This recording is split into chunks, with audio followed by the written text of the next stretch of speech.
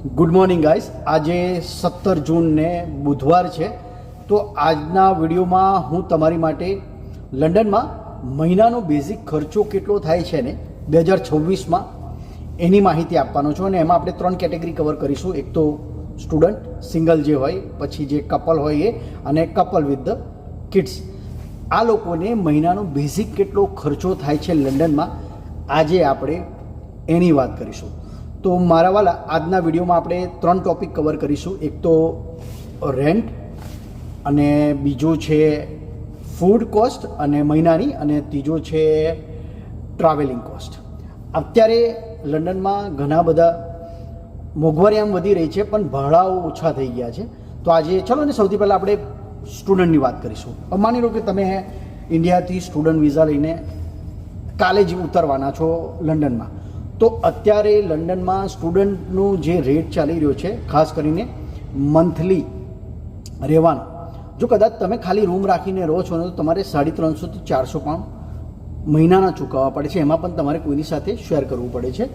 અને જો તમે કદાચ પીજીમાં રહો છો, ખાવા પીવા સાથે, ના ખાવા રહેવા સાથે, નોટ પીવાનું તમારે જાતે કરવાનું. જો પીવું હોય તો, હા, બાકી હું તો કહું છું કે પીવાનું નહીં.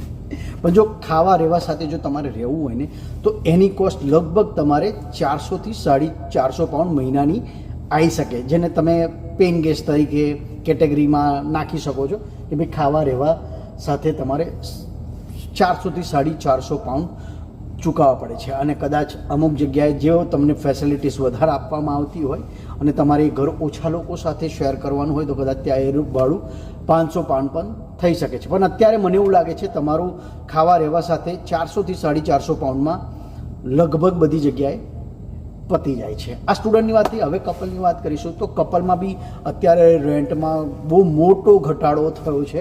તમને લંડનમાં કપલ રૂમ, ખાલી રૂમની વાત કરું છું, લગભગ 700 થી 750 પાઉન્ડની વચ્ચે મળી જાય છે. હા, અહીંયા જો કદાચ તમે ઘર ઓછા લોકો સાથે શેર કરતા હોય, તો કદાચ એ રૂમ તમને કદાચ 750 થી 850માં પણ મળી શકે. કારણ કે ઓછા લોકો હોય, કદાચ તમને વધારે સ્પેસ વાપરવા મળતી હોય ઘરમાં, તો ઘણી બધી વસ્તુ, ઘણા બધા ફેક્ટર એમાં કામ કરી શકે છે.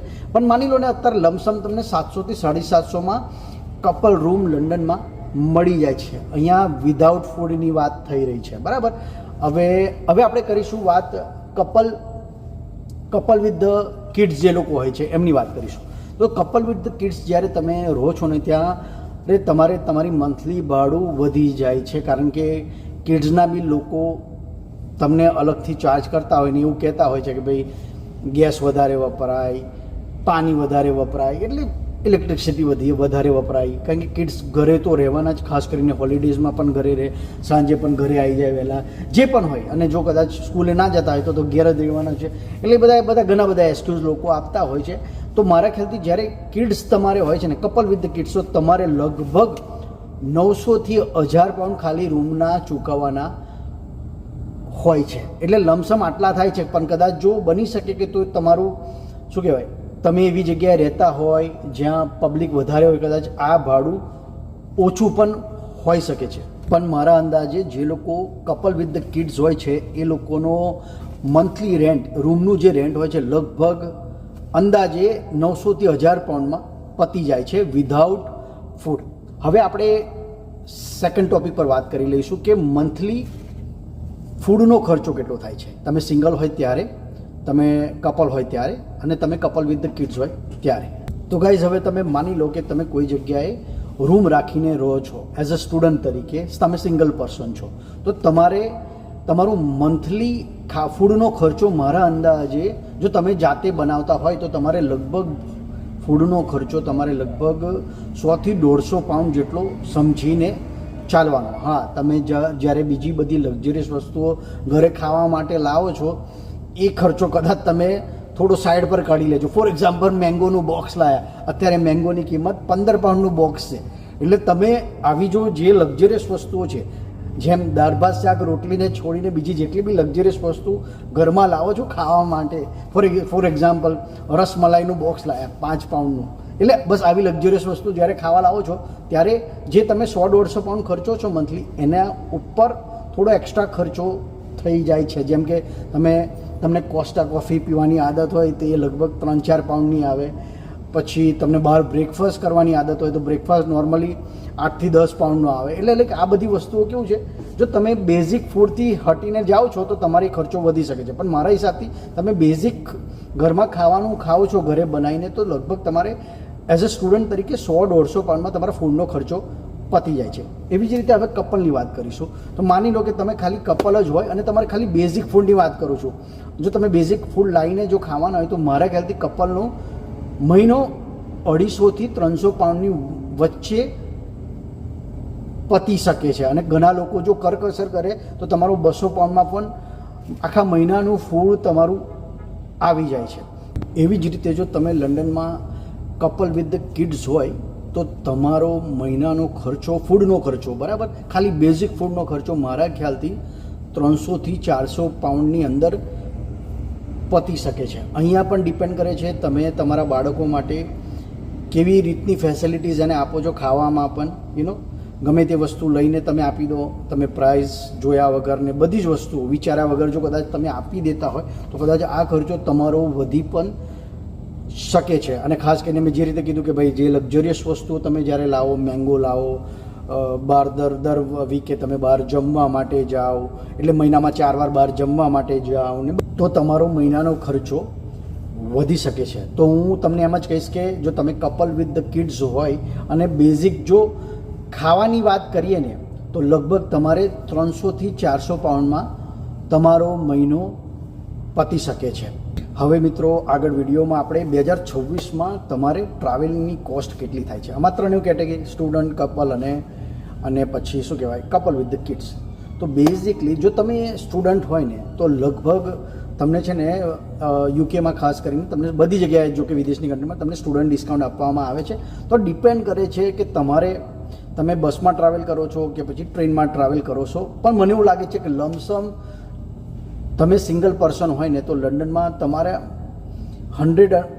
અરાઉન્ડ 100 પાઉન્ડ મંથલી તમારું ટ્રાવેલિંગ થઈ જાય છે. અને આ જો કદાચ તમે ઝોન 1 અને ઝોન 2માં ટ્રાવેલ કરો લંડનમાં, ખાસ કરીને ટ્રેનમાં, તો આ કોસ્ટ થોડી વધી પણ શકે છે. પણ મારા ખ્યાલથી જો તમે બસમાં આમ તેમ ફરો છો અને કોઈક વાર ટ્રેનમાં જતા રહો તો સ્ટુડન્ટનું લગભગ 100 પાઉન્ડમાં ટ્રાવેલિંગ કોસ્ટ મંથલી નીકળી જાય છે.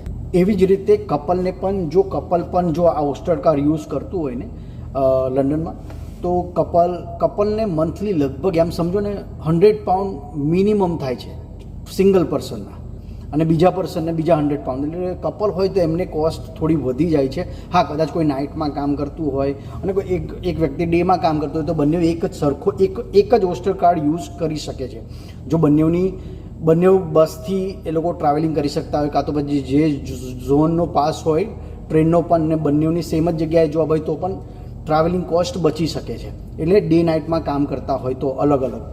અને જો તમે સિંગલ કામ કરતા હોય તો મોસ્ટલી તમારે પોતાનું જ ઓસ્ટર કાર્ડ શરૂઆતમાં યુઝ કરવું જ પડે છે, જેમાં મિનિમમ કોસ્ટ 100 પાઉન્ડ તમારે થાય છે જ્યારે તમે બસોમાં ફરો છો અનલિમિટેડ.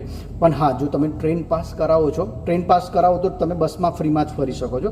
પણ ટ્રેન પાસની થોડી કિંમત વધારે હોય છે. તો એ તમારે કદાચ જો બસ પાસના મંથલી 100 પાઉન્ડ થતા હોય તો ટ્રેનના કદાચ 120 થાય, 130 થાય, 140 થાય, depend on the zone is well, બરાબર. 1-2 ઝોનના થોડા વધારે થાય છે. અને તમારે કપલ વિથ ધ કિડ્સ હોય એ પણ લગભગ કપલને જેવી રીતે જેટલો કપલનો ખર્ચો થાય છે ટ્રાવેલિંગમાં એ રીતે જ કપલ વિથ ધ કિડ્સ હોય એ લોકોને પણ એટલો જ ટ્રાવેલિંગ કોસ્ટ મંથલી થાય છે જ્યારે એ લોકો બસ અને ટ્રેનમાં ફરે છે. તો ગાઈસ, હવે તમને સમજાઈ જ ગયું હશે કે જે મેં 3 કેટેગરી કીધી, એક તો સ્ટુડન્ટ, કપલ અને કપલ વિથ ધ કિડ્સ. તો લમસમ બધાનો મંથલી ખર્ચો ખાસ કરીને રહેવાનો, ખાવાનો અને ટ્રાવેલિંગ. તો મેં સ્ટુડન્ટનું તમને જેવી રીતે કીધું, સ્ટુડન્ટનો લગભગ જો બેઝિક ખર્ચા ગણીએ ને આ જે 3 ખર્ચા, તો 600-700 પાઉન્ડમાં સમજી લો ને, 700 પાઉન્ડમાં મેક્સિમમ એમનો આખો મહિનો નીકળી જાય છે. આ જે નોર્મલ લાઈફસ્ટાઈલ જીવતા હોય એની વાત થઈ રહી છે. અને જો કપલનું તમે ગણો તો એમનો પણ લગભગ નોર્મલ મહિનો લગભગ કપલનો થોડો વધારે થઈ જાય છે, કારણ કે રેન્ટ પર ડિપેન્ડ કરે છે. તો એ લોકોને લગભગ 1200થી 1300 પાઉન્ડમાં એમનો મંથ નીકળી જાય છે જો એ લોકો બેઝિક ખર્ચાની વાત કરીએ. અને કિડ્સમાં થોડું વધી જાય છે, એ લગભગ ખર્ચો પહોંચી શકે છે 1400થી 1500 પાઉન્ડ, જો બંને હસબન્ડ વાઈફ કામ કરતા હોય તો, કારણ કે આમાં ટ્રાવેલિંગ કોસ્ટ પણ એડ થઈ ગઈ છે, બરાબર. એટલે સિંગલ હોય તો થોડો ઓછો ખર્ચો થાય છે, ડબલ થાવ છો તો એને +2 કરી દેવાના, અને 2+1 હોય તો બીજો થોડો એક્સ્ટ્રા ખર્ચો થઈ જાય છે જ્યારે કિડ્સ હોય છે ત્યારે. તો મિત્રો, મેં ઘણા સમય બાદ યુટ્યુબમાં આ વિડીયો બનાવ્યો છે. મને એવું લાગ્યું કે કારણ કે 2026માં લંડનમાં મોંઘવારી ખરેખર વધી છે. સામે રેન્ટ ઘણા બધા ઓછા થઈ ગયા છે. જે લોકો ભાડે રૂમ રાખીને રહે છે એમના માટે, જે આખું ઘર ભાડે રાખીને રહે છે એમના માટે રેન્ટ ઓછા નથી થયા. જે લોકો ખાલી રૂમ રાખીને રહે છે એમની માટે ભાડા થોડા ઓછા થયા છે. તો બસ મને એવું થયું કે લાવો આજે ઘણા સમય બાદ અત્યારે જે 2026ની મોંઘવારી પ્રમાણે જે લંડનમાં બેઝિક ખર્ચા થાય છે, ખાસ કરીને રહેવાનો, ખાવાનો અને ટ્રાવેલિંગનો, મને લાગ્યું કે કદાચ કોઈ આવવાનું હોય એમના માટે આ મેં વિડીયો બનાવ્યો છે. બસ તો ત્યારે તમે જ્યારે નવા લંડનમાં આવો છો, એઝ સિંગલ આવો છો, કપલ વિથ કિડ્સ આવો છો, હવે તમને ખબર પડી જ ગઈ હશે કે તમારો 2026માં લંડનમાં મહિનાનો બેઝિક ખર્ચો કેટલો થાય છે. હા, તમે સિગરેટ પીવો છો, દારૂ પીવો છો, તમને નવી શોપિંગ કરવાની આદત છે દર મહિને, તો આ બધા ખર્ચા વધી જાય છે. બેઝિકલી તમે જ્યારે નોર્મલ જીવન જીવો છો ત્યારે ત્યારનું કેલ્ક્યુલેશન છે. પછી જ્યારે તમે લક્ઝરિયસ જીવન જીવવા માંડો છો ત્યારે આ ખર્ચાઓ વધી જાય છે. એઝ અ કપલ તરીકે, as a couple with kids તરીકે, કે પછી એઝ અ સ્ટુડન્ટ તમે સિંગલ આવ્યા હોય તો.